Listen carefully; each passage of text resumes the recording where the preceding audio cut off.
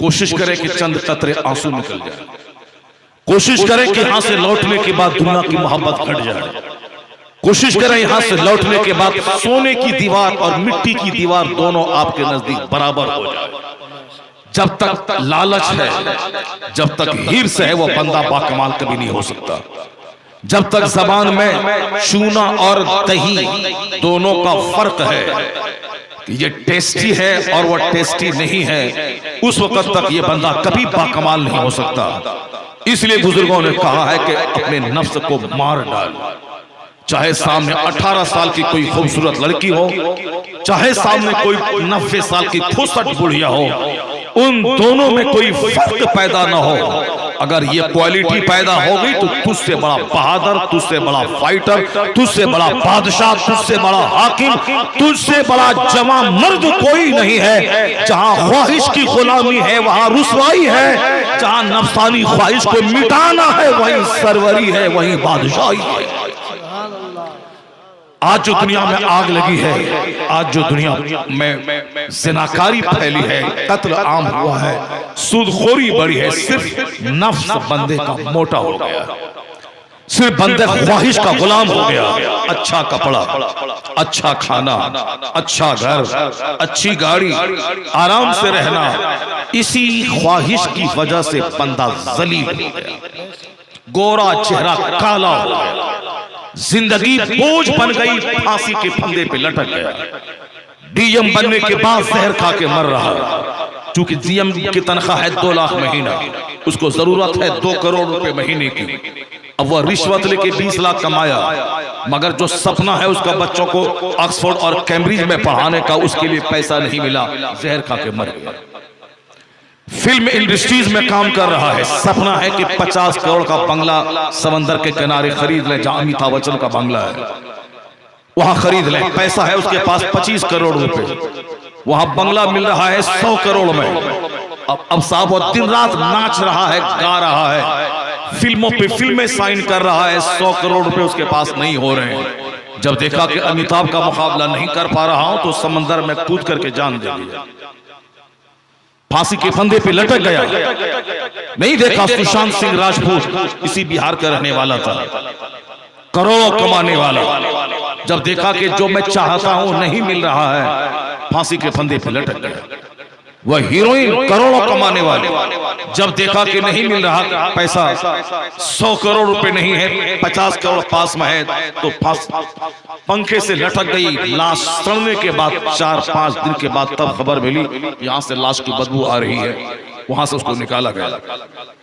50 करोड़ माना रखता है, अगर हमको कोई 5 करोड़ दे दे तो 5 करोड़ में बहुत सारा काम हो जाएगा।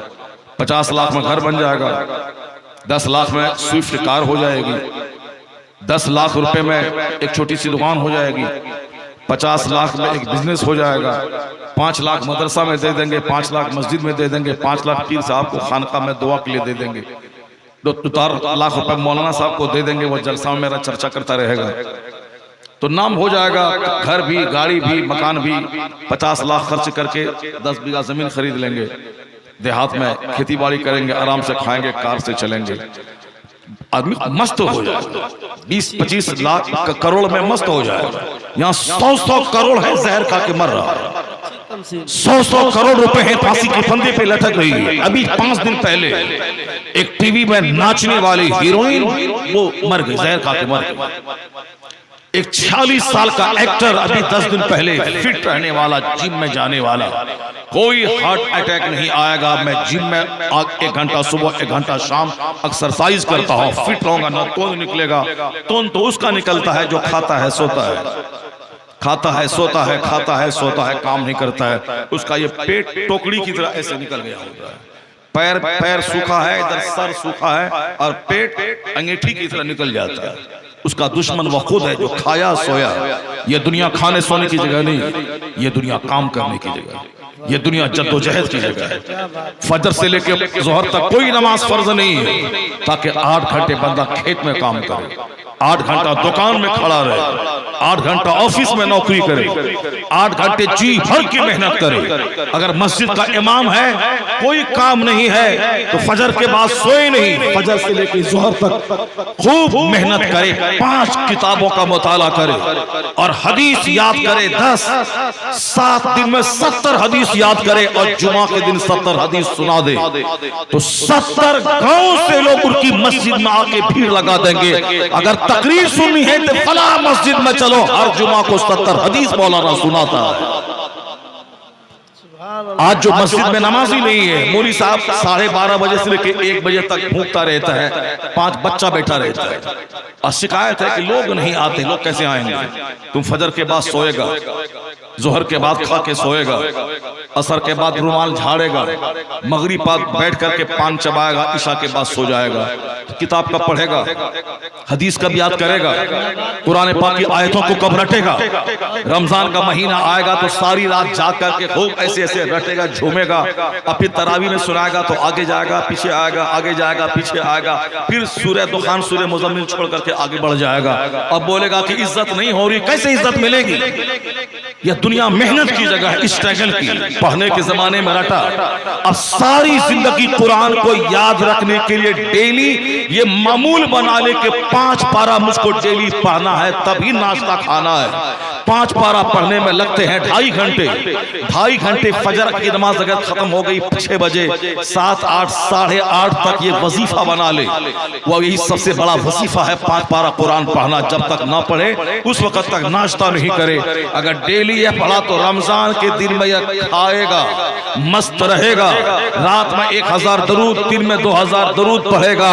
ये रटेगा नहीं पागल बन के रात भर, साल भर कुरान छोड़ा तब रमजान में पागल बन के रट रहा है। और डेली 5 पारा पढ़े, रमजान में दरूद पढ़े, कलमा पढ़े, मस्त रहे, खाए पिए और मेहराब में खड़ा हो तो बिल्कुल जबरदस्त कुव्वत हाफिजा का मुजाहिरा करे कि मुक्तदी अश करे कि वह हाफिज हो तो ऐसा जो शुरू किया है तो बस अब आखिर में ही खत्म हुआ है, ये बीच में ना कहीं भूला है ना आगे पीछे हुआ है। यह दुनिया मेहनत के लिए है, जो मेहनत करेगा जन्नत वहां मिलेगी, इज्जत यहां मिलेगी, मकबूलियत यहां मिलेगी, शोहरत यहां मिलेगी।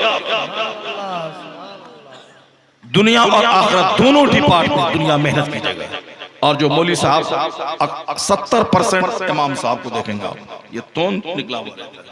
क्यों? फजर के बाद सो गया, जोहर के बाद सो गया, इशा के बाद सो गया। हम लोग 4 घंटे सोते हैं तो काफी है, और वो 8 घंटे रात में और 3 घंटे दिन में 11 घंटे सोते हैं।